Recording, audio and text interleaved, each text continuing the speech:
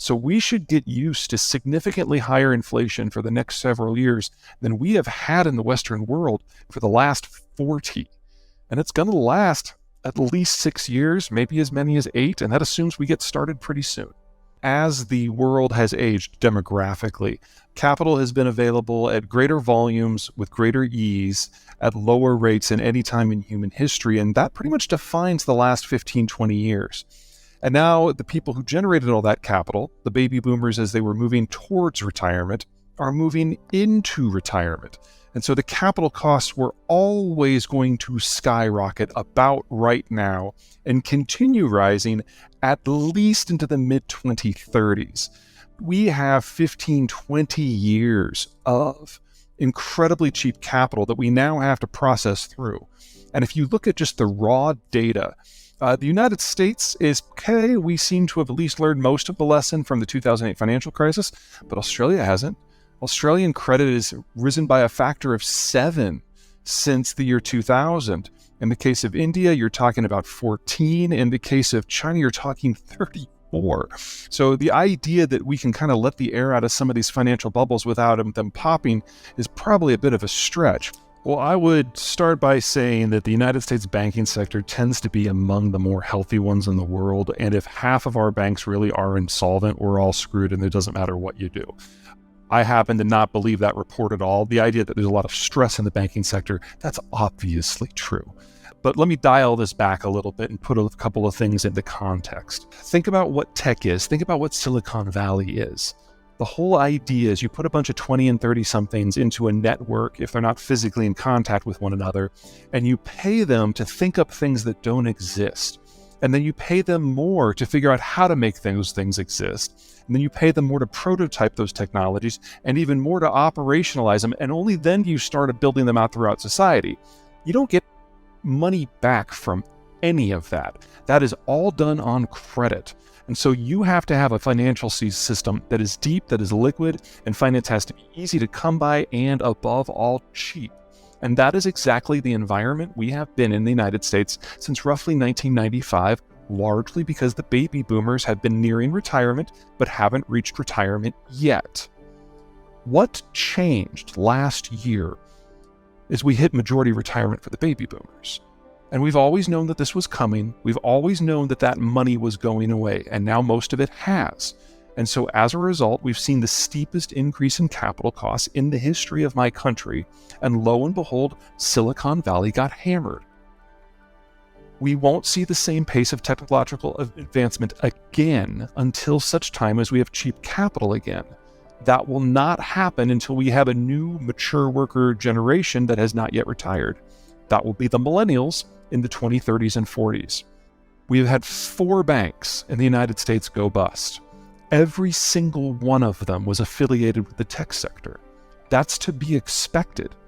The fact that only 4 went bust is actually kind of a surprise to me. And if you look at the wider economy, the sharpest increase in capital costs we've ever had, not one went bust. Is everyone under stress? Sure, you can't change capital costs that suddenly without stress. But as Donald Rumsfeld used to say, that's a known known. This is what the Federal Reserve was built to deal with, and it has tools for this. Does that mean other banks aren't going to go? Not what I'm saying. I'm saying at this point in the cycle, or super cycle, which is probably a more appropriate term here, the damage really is held to just a couple of sectors, with tech at the top of the list, real estate's probably second. So far, purchasing power is holding up, consumer activity is holding up, property prices are mostly holding up. I don't want to say a recession is impossible in my country, but so far, things look okay. Well, let me start by saying I never want the Federal Reserve's job, so I'm not going to be one of those armchair pundits who questions their every motion, because I don't think I could do better. I will say that most of the reduction in inflation that we have seen to this point is probably not actually due to the Fed. It's because we're now quite a ways past COVID. Remember that from roughly 2020 until mid-2021, we were having significant whiplashes in demand globally. Every time we got a new variant, every time we got a new vaccine policy, every time something changed, what we consumed, the patterns shifted. And it took about 18 months with each shift for industry to change the manufacturing supply chains to catch up. Well, in the United States, Texas, Arizona, and Florida, they opened up mid-year, and then a few months later, everyone but California followed suit. And then California followed in February of 2022. So yes, those are the dates. Well, we're 18 months past that. So the supply chains have caught up. And so the supply-driven inflation has gone down. That's probably responsible for half of the shift in inflation. The half that hasn't gone away, that's ultimately rooted in labor. Because remember, the baby boomers, the largest generation we've ever had, the largest worker class we've ever had, is now half retired. So the Federal Reserve is using the tool that it has for the problem it understands, but there's a big lag because the sort of demand that is being crunched here is not what has actually driven inflation to this point. If we're going to solve the inflation problem in the long run, we have to fix the supply system. That means training up workers to be more productive. That means a degree of automation, but we have to do that in an environment with more expensive capital, not just because of the Fed, but because of what's going on with the baby boomer retirement. And that's before you consider in disruptions that might happen in places like Germany because of the war, or China because of its demographic collapse. So we've got a lot of headwinds coming that hit the core of what supplies us with goods. And the only way to get around that is produce more goods elsewhere, and that means building more industrial plant, and that is also inflationary. So we should get used to significantly higher inflation for the next several years than we have had in the Western world for the last 40. And it's going to last at least 6 years, maybe as many as 8, and that assumes we get started pretty soon. It doesn't matter who's president, the government is always going to do a degree of spin to help people or to try to get people to not panic. I think to the degree that the governments of the world understand the problem is in some question in my mind. But the biggest concern that I have is we are radically unprepared for China exiting the manufacturing business. Demographically speaking, their labor costs have gone up now by a factor of 16 since 2020. They're no longer the low-cost producer of anything.